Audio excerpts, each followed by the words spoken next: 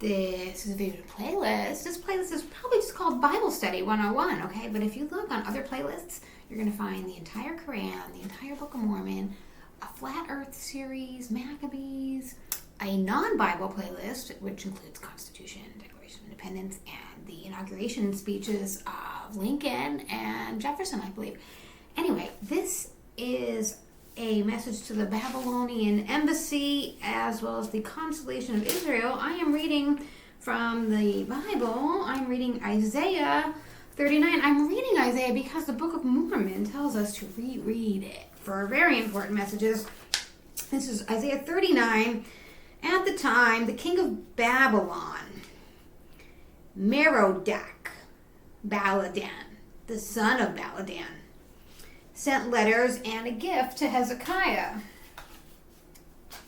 for he had heard of his illness and recovery. Hezekiah was delighted at this and showed the messengers his treasure house, silver, gold, spices, precious oil, and armory. Everything there was in storehouses. There was nothing that Hezekiah did not show them in his palace or in his whole domain.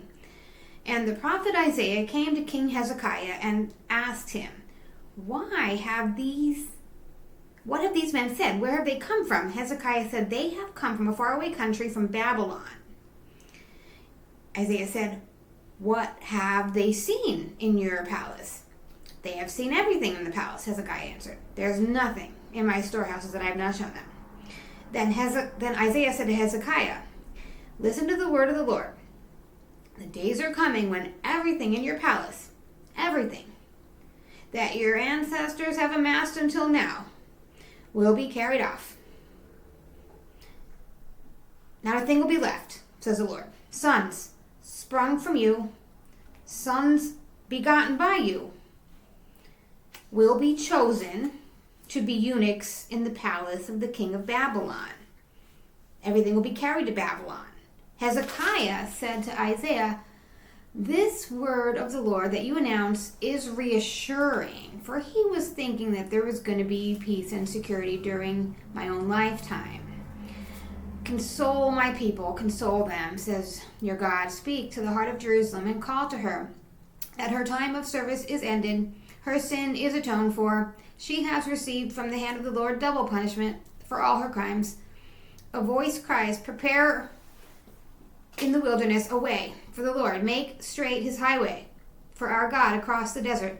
Let every valley be filled in, every mountain and hill be laid low. Let every cliff become plain, and the ridges a valley, and the glory of the Lord shall be revealed, and all mankind shall see it, for the mouth of the Lord has spoken.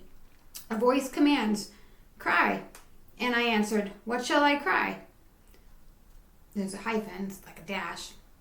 All flesh is grass, and its beauty like the wild flowers. The grass withers, the flower fades, when the breath of the Lord blows on them. The grass is without doubt the people.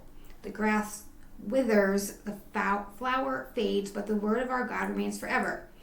Go up high on the mountain, joyful messenger to Zion. Shout with a loud voice, joyful messenger to Jerusalem. Shout with fear and say to the towns of Judah, here's your God. Here is the Lord coming with power, his arm subduing all things to him.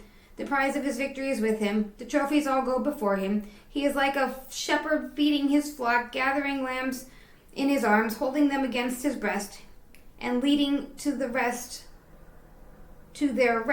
the mother's ewes. Who was it? Measured the water of the sea in the hollow of his hand, and calculated the dimensions of heaven, gauged the whole earth to the bushel, weighed the mountains in scales and the hills in balance. Who could have advised the Spirit of the Lord? What counselor could have instructed him? Who has he consulted to enlighten him and to learn the path of justice and discover the most skillful ways? See, the nations are like a drop on the pail's rim. They count as a grain of dust on the scales. See, the islands weigh no more than fine powder. Lebanon is not enough for the fires, nor its beast for the Holocaust. All the nations are as nothing in his presence. For him they count as nothingness and emptiness. To whom could you liken God? What image could you contrive of him? A craftsman casts the figure. A goldsmith plates it with gold and casts silver chains for it. For a clever sculptor seeks precious palm wood, selects wood that will not decay to set up a sturdy image. Did you not know? Had you not heard? Was it not told you from the beginning? Have you not understood how the earth was founded? He lives above the circle of the earth, and its inhabitants look like grasshoppers. He has stretched out the heavens like a cloth. It's flat, plain earth. Welcome to flat, plain earth, right? Okay. He spread them like a tent for men to live in. He reduces princes to nothing. He annihilates the rulers of the world. Scarcely are they planted, scarcely sown, scarcely has their stem taken root in the earth. Then he blows on them. Then they wither, and the storm carries them off like straw. To whom could you liken me? And who could be my equal? Says the Holy One. Lift your eyes and look. Who made these stars, if not he who drills them like an army, calling each one by name?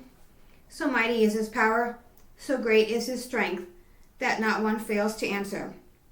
How can you say, Jacob? How can you insist, Israel, my destiny is hidden from the Lord, my rights are ignored by my God? Did you not know? Have you not heard? The Lord is an everlasting God. He created the boundaries of the earth. He does not grow tired or weary. His understanding is beyond fathoming. He gives strength to the wearied. He strengthens the powerless. Young men may grow tired and weary. Youths may stumble. But those who hope in the Lord renew their strength. They put out wings like eagles. They run and do not grow weary. They walk and never tire.